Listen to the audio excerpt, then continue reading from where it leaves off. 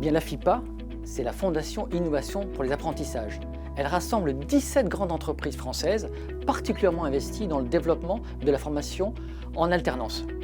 Son action consiste à soutenir financièrement des projets proposés par les entreprises qui la composent et qui les intéressent particulièrement, mais aussi des projets particulièrement innovants dans le domaine de l'apprentissage. Avec Passeport pour l'apprentissage, notre fondation a souhaité aider les CFA d'entreprise à construire des dispositifs spécifiques d'inclusion en apprentissage. Alors de quoi il s'agit? Il s'agit justement de permettre à des jeunes de trouver une orientation, de découvrir un métier, d'être remis à niveau au sein d'un CFA d'entreprise pour derrière justement se donner toutes les chances d'intégrer un contrat d'apprentissage dans l'entreprise et le CFA d'entreprise en question. Alors Engie a effectivement créé un CFA qui s'appelle l'Académie de la transition énergétique. Et ce CFA accueille une première promotion de jeunes sans diplôme ni qualification pour un parcours de prépa-apprentissage. Donc ce sont des jeunes qui vont passer 1 mois et demi avec nous dans différentes entités du groupe pour faire des rencontres, échanger avec des techniciens, échanger avec des jeunes en formation, faire un stage aussi d'une 15aine de jours dans l'une des entités.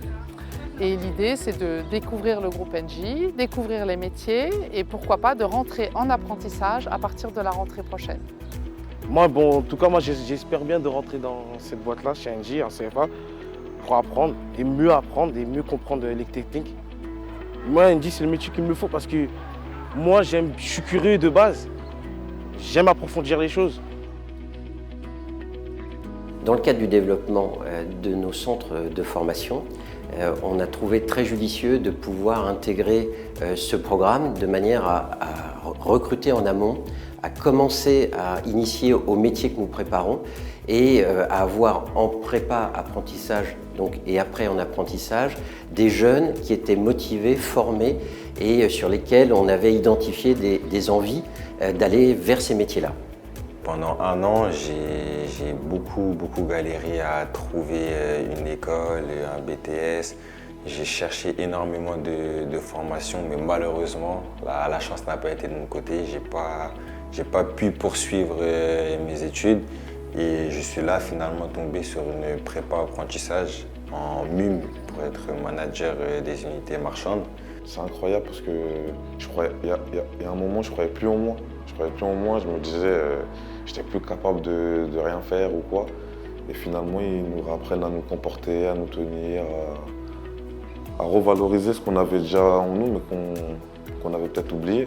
La prépa apprentissage pour nous est très importante parce qu'elle nous permet d'accompagner des jeunes candidats en recherche d'emploi, mais surtout en recherche de métiers sur lesquels ils vont pouvoir s'épanouir.